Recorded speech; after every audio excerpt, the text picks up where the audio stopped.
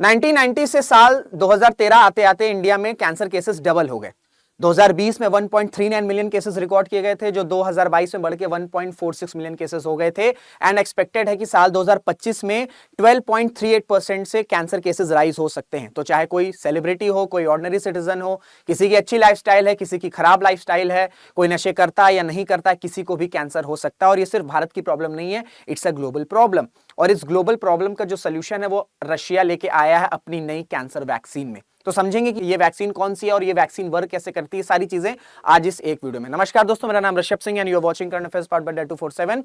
इसी तरीके की इंफॉर्मेशन एनालिसिस आपको चैनल पर मिला करती है, तो चैनल को सब्सक्राइब जरूर कर लीजिएगा। So Russia's cancer vaccine, why it matters तो मैं आपको बता ही चुका हूं स्टार्टिंग में ही कि कितने भयानक नंबर्स हैं और किस तरीके से ये नंबर्स बढ़ सकते हैं। तो इस वजह से अगर ये सक्सेसफुल वैक्सीन होती है तो अपने में एक ग्राउंड ब्रेकिंग अचीवमेंट हो सकता है in countering the cases of cancers globally. Free cancer vaccine for all, Russia promises no cost treatment for terminally ill patients. तो रशिया ने ये कहा है कि जो ये वैक्सीन बनाई है इन्होंने, और ये जो है आपकी mRNA वैक्सीन है, ठीक है। तो ये जो mRNA वैक्सीन बनाई गई है रशिया के द्वारा, इसमें रशिया ने ये बोला है कि ये फ्रीली जो भी पेशेंट कैंसर से सफर कर रहे हैं उनको फ्रीली जो है वो दिया जाएगा। The news comes months after Russian president Vladimir Putin in February this year said that Russia was close to creating cancer vaccine, something that would revolutionize treatment of the terminal diseases world over। इन्होंने इसी साल फरवरी में कहा था कि Russia में बड़े level पर वैक्सीन का काम चल रहा है, और अब जो है ये अनाउंसमेंट आ गई रशिया से कि वो वैक्सीन बन गई है एंड साल 2025 में इसे इंप्लीमेंट भी कर दिया जाएगा, इसको स्टार्ट भी कर दिया जाएगा। देखिए, अगर हम और ट्रेडिशनल थेरेपीज की बात करें तो उससे ये अलग कैसे, ये जो नई वैक्सीन है दैट इज mRNA वैक्सीन, ये टारगेटेड सोल्यूशन है। इसका वैक्सीन का जो ऑब्जेक्टिव है, ये टारगेटेड सोल्यूशन है जो कुछ स्पेसिफिक कैंसर्स को काउंटर करेगा और उसमें इफेक्टिवनेस बढ़ाएगा। और मैं आपको बता चुका हूं कि जो कैंसर है it's a leading global cause of death. Innovations like Russia's mRNA vaccine can pave the way for better survival rates and improve treatment accessibility. आप सबको पता है कि अगर इस तरीके की वैक्सीन बनेगी तो कैंसर के केसेस को कम करने में बहुत बड़ी हेल्प हो सकती है। अब जैसे 2020 में मैंने आपको बताया कि 13.92 लाख केसेस रिपोर्ट किए गए, उसमें मोरालिटी केसेस आप देख सकते हैं, इतने लोगों की जानें चली गई। 14.26 lakh cases, 14.61 lakh cases, and expected है विद राइज ऑफ 12.38% के अराउंड 2025 में ये आंकड़ा 15.69 लाख जा सकता है। अगर हम बात करें तो चाहे लंग कैंसर हो, चाहे माउथ कैंसर हो, ठीक है, tongue, stomach, prostate, breast, cervix, ovary, uterus, lung, हर जगह जो है कोई भी जो बॉडी पार्ट है वहां पर ये कैंसर जो है वो अटैक कर सकता है। एंड इसमें फेटिलिटी भी काफी ज्यादा, और इसमें ऐसा नहीं कि अगर हम मेल फीमेल की बात करें तो चाहे मेल हो चाहे फीमेल हो, इसीलिए मैंने कहा ना, चाहे कोई ऑर्डिनरी सिटीजन है, चाहे नॉर्मल सिटीजन है, चाहे कोई सेलिब्रिटी है, चाहे मेल है चाहे फीमेल है, सभी को ये जो कैंसर बीमारी है ये हो सकती है। अब ये जो mRNA वैक्सीन बनाई गई रशिया के द्वारा, ये कैंसर को प्रिवेंट नहीं करेगा, जिनको कैंसर हो गया है उनको इलाज करेगा, उनकी जान बचाने में काफी मदद कर सकता है, ठीक है। अब जल्दी से समझते हैं ये जो mRNA वैक्सीन है ये काम कैसे करता है, क्योंकि सबसे इंपॉर्टेंट यही चीज है, बाकी तो फैक्ट फिगर आपको मिल ही जाएगा। देखिए, अब क्या होता है कि जैसे आपकी सेल है, आपकी जो बॉडी, हमारी जो बॉडी वो सेल से बनी हुई है। अब जैसे आपको बुखार होता है, बुखार क्या है, बुखार एक वायरस है, ठीक है। तो वायरस है, वायरस सेल, बॉडीज के सेल को अटैक करता है, ठीक है, और वायरसेस छोड़ देता है, और फिर उसके स्पाइक्स बनने लगते हैं। वो जो वायरस है वो सेल में फैलने लगता है, फैलते फैलते जो है आपके सेल को वीक कर देता है, जिसकी वजह से आप बीमार पड़ जाते हैं। लेकिन फिर क्या होता है, फिर आप दवाइयां खाते हैं, दवाइयां से क्या होता है, क्यों आप ठीक हो जाते हैं, क्योंकि बॉडी जो दवाई जाती है वो आपके एंटीबॉडीज को ट्रिगर करती है। जब एंटीबॉडीज बॉडी में जनरेट होना शुरू हो जाते हैं तो जो वायरसेस आए रहते हैं जिससे आपको बुखार है उनको वो खत्म कर देता है और आप सही हो जाते हैं। दो प्रोसेस होते हैं, एक तो नेचुरली क्या होता है ना, पहले क्या हुआ करता था, अगर हम पहले सेंचुरीज में चले जाएं या बहुत 50-60 साल पुराने चले जाएं, जब बहुत मेडिकल साइंस ने तरक्की नहीं करी थी, तो लोगों को बुखार होता था, 4-5 दिन में अपने आप ही लोग जो है वो नेचुरल हीलिंग से ठीक हो जाते थे। नेचुरल हीलिंग का मतलब यहां पर क्या है कि बॉडी अपने आप ही, अब बॉडी में वायरस घुसा है, ठीक है, वायरस आपको बीमार कर रहा है, लेकिन कुछ टाइम बाद एंटीबॉडी को ये समझ में आ जाता है, हमारे अंदर जो इम्यून सिस्टम है उसको ये समझ में आ जाता है कि अच्छा ये जो वायरस आया है ना ये बाहर से आया है और ये बॉडी के सेल को अटैक कर रहा है। तो इम्यून सिस्टम खुद ही एक्टिवेट होता है, एंटीबॉडीज रिलीज होती है और वो उस वायरस को खत्म कर देता है और आप सही हो जाते हैं, दैट इज नेचुरल हीलिंग। लेकिन ये जो इम्यून सिस्टम है जब तक वो एक्टिवेट होता है और फिर जब वो एंटीबॉडीज रिलीज करता है उसमें टाइम लगता है। ऐसा नहीं कि तुरंत वायरस आया, तुरंत इम्यून सिस्टम एक्टिवेट हो गया और तुरंत उसने एंटीबॉडीज रिलीज कर दी। इसी वजह से आप देखते हैं कि आप 4-5 दिन बीमार होते हैं और आप जैसी दवाइयां खाते हैं आप सही हो जाते हैं। क्यों? क्योंकि इम्यून सिस्टम को दवाइयां ट्रिगर करती हैं। जब इम्यून सिस्टम ट्रिगर होता है तो एंटीबॉडीज रिलीज होती है। तो इसी तरीके से एमआरएनए वैक्सीन में क्या होता है कि ये आपकी एमआरएनए है, ठीक है, मैसेंजर आरएनए, ठीक है, मैसेंजर आरएनए। अब ये क्या करता है, जब एमआरएनए वैक्सीन बॉडी में जाएगी, ठीक है, जब ये बॉडी में जाएगी तो ये क्या करेगा, ये स्पाइक प्रोटीन को ये स्पाइक प्रोटीन्स बनाएगा। स्पाइक प्रोटीन्स आपको पता है कि वायरसेस इस तरीके से होते हैं, कैंसर सेल्स भी हैं, ठीक है, हम वायरस कैंसर सेल से हैं। जैसे सपोज करो ये कैंसर सेल्स है, ठीक है, कैंसर सेल से इस तरीके से आपको दिख जाता है वायरसेस है। तो अब ये एमआरएनए वैक्सीन क्या करता है ये इस तरीके से स्पाइक्स प्रोटीन बनाएगा। ये वायरस नहीं है लेकिन ये स्पाइक प्रोटीन है। अब ये स्पाइक प्रोटीन जो है ये इम्यून सिस्टम में, ठीक है, ये इम्यून सिस्टम में इस तरीके से स्प्रेड होने लग जाएगा या बॉडी में स्प्रेड होने लग जाएगा। अब इम्यून सिस्टम को, जैसे मैंने आपको बताया कि उसको समझ में आ जाता है कि कौन सी जो सेल्स हैं वो बाहर से आए हैं और कौन से सेल्स जो डैमेज कर रहे हैं। तो इस तरीके से प्रोटीन स्पाइक बनने लगता है बॉडी में, ठीक है, इस तरीके से प्रोटीन स्पाइक बनने लगता है। फिर एंटीजन क्या करता है, एंटीजन, इससे एंटीजन क्रिएट हुआ, एंटीजन फिर एंटीबॉडीज को क्रिएट करता है या इम्यून सिस्टम को ट्रिगर करता है जिससे एंटीबॉडीज बनती हैं।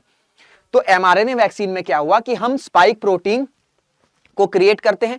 स्पाइक प्रोटीन क्या होता है, स्पाइक प्रोटीन से क्या होता है कि ये जो हमारा इम्यून सिस्टम उसको समझ में आ जाता है कि अच्छा ये सेल्स हैं और ये जो सेल्स हैं ये बॉडी पर अटैक कर रहे हैं, तो अब मुझे ट्रिगर होना है and I have to release antibodies. तो जैसे ही एंटीबॉडीज रिलीज होगी इन प्रोटीन स्पाइक्स को ये किल कर देगा। एंड इसके बाद क्या होता है कि जब भी अब इस तरीके का कोई भी कैंसर सेल, ठीक है, जब भी ये जैसे ये स्पाइक प्रोटीन्स है, ये स्पाइक प्रोटीन्स यहां पर कैंसर सेल्स की तरह हैं। अब इन स्पाइक प्रोटीन्स को एंटीबॉडीज ने, इम्यून सिस्टम ने ट्रिगर किया और एंटीबॉडीज रिलीज हुई और इन स्पाइक प्रोटीन्स को इसने काउंटर कर दिया या इसे किल कर दिया, खत्म कर दिया। अब जब भी कैंसर सेल्स इस तरीके से एक्टिवेट होगा और वो बॉडी को अटैक करने की कोशिश करेगा, there is a beta cell जहां पे मेमोरी सेल होती है, ठीक है, जहां पर मेमोरी सेल होती है। तो जैसे ही अगली बार ये कैंसर सेल जब आएगा तो जो बीटा सेल्स है, मेमोरी सेल्स है, उनको याद आ जाएगा, अच्छा हाँ मैंने एक बार इस तरीके के स्पाइक प्रोटीन्स को मारा था, ये बॉडी के लिए हार्मफुल है। तुरंत इम्यून सिस्टम एक्टिवेट होगा, एंटीबॉडीज रिलीज होंगी और तुरंत ये एंटीबॉडीज जो हैं ये कैंसर सेल को डिस्ट्रॉय कर देंगी। तो वैक्सीन काम कैसे करता है, वैक्सीन काम करता है, आपकी बॉडी में स्पाइक्स प्रोटीन क्रिएट होती है। एमआरएनए वैक्सीन आपकी बॉडी में स्पाइक्स प्रोटीन क्रिएट करता है। ये स्पाइक प्रोटीन्स रियल वायरस नहीं होते लेकिन उसी के फॉर्म में होते हैं। इससे क्या होता है, एंटीजन जो होते हैं, एंटीजन इम्यून सिस्टम को ट्रिगर करते हैं, इम्यून सिस्टम एंटीबॉडीज क्रिएट करता है और फिर इन स्पाइक प्रोटीन्स को डिस्ट्रॉय कर देता है। अब इससे क्या होता है, इम्यून सिस्टम में ये स्पाइक प्रोटीन की मेमोरी सेव हो गई है। समझ में आ गया इम्यून सिस्टम को कि अगली बार अगर इस तरीके का कैंसर सेल या स्पाइक प्रोटीन आएगा तो मुझे डिस्ट्रॉय करना है।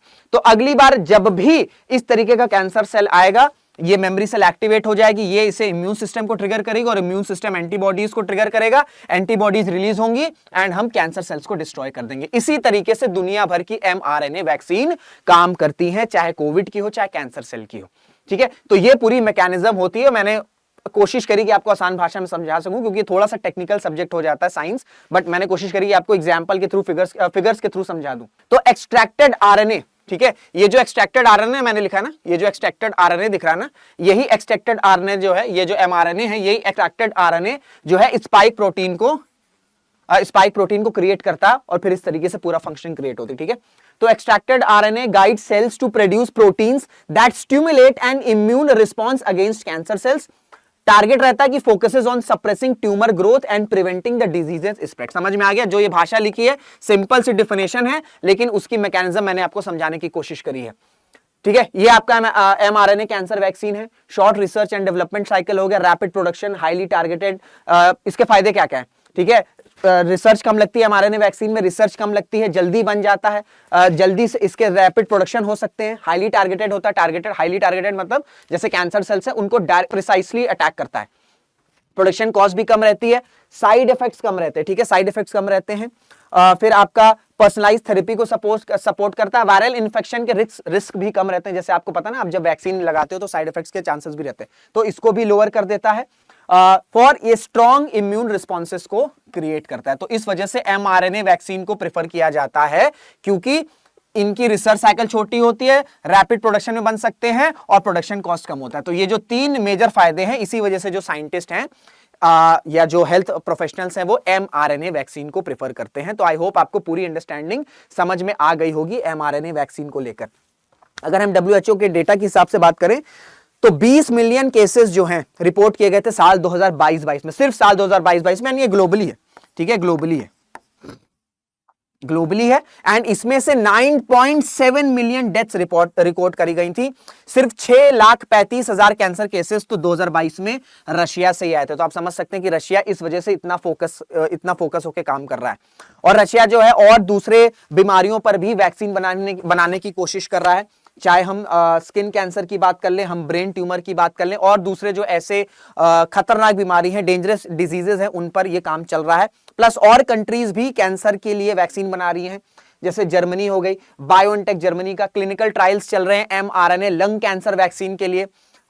यूनिवर्सिटी ऑफ फ्लोरिडा में टेस्टिंग चल रही है personalised glioblastoma vaccine showing strong immune responses. और फिर अगर हम मॉडर्ना की बात करें तो यहां पर भी स्किन कैंसर की वैक्सीन बनाने पर तेजी से काम चल रहा है। भारत की बात करें तो भारत में HPV वैक्सीन है। इस बार का जो बजट आया था, यूनियन बजट, जो इंटरिम बजट प्रेजेंट किया गया था, उसमें टारगेट रखा गया केंद्र सरकार के द्वारा कि 9 से 14 साल की जितनी भी बच्चियां हैं, कोशिश की जाएगी कि उन सब को HPV वैक्सीन लगा दी जाए, ठीक है, HPV वैक्सीन लगा दी जाए। फिर हेपेटाइटिस बी की वैक्सीन हो गई, सर्वैका, जो कि आपका पहली इंडिजिनियस सर्वाइकल कैंसर वैक्सीन है, जो कि साल 2023 में लॉन्च हो चुकी है। तो हम भारत की बात कर ले, हम ग्लोबली और देशों की बात कर लें, तेजी से कैंसर की वैक्सीन को लेकर काम हो रहा है। और अगर mRNA वैक्सीन अगर ये सक्सेसफुल होती है तो समझ लीजिए कि कैंसर की केसेस में, कैंसर की जो जंग चल रही है उसमें ह्यूमन काइंड की एक बहुत बड़ी जीत हो सकती है। तो ये थी पूरी एनालिसिस। आई होप आपको सारी चीजें क्लियर हो गई होंगी। अगर वीडियोस अच्छी लगी है, अंडरस्टैंडिंग अच्छी लगी, तो इसे शेयर जरूर करेगा, लाइक जरूर करेगा, कमेंट जरूर करेगा, क्योंकि इससे वीडियोस की रीच बढ़ती है, चैनल की रीच बढ़ती है और अल्टीमेटली हमें मोटिवेशन आता है। तो इसके साथ वीडियो को एंड करते हैं, मुलाकात करेंगे आपसे अगले वीडियो में। जय हिंद, जय भारत।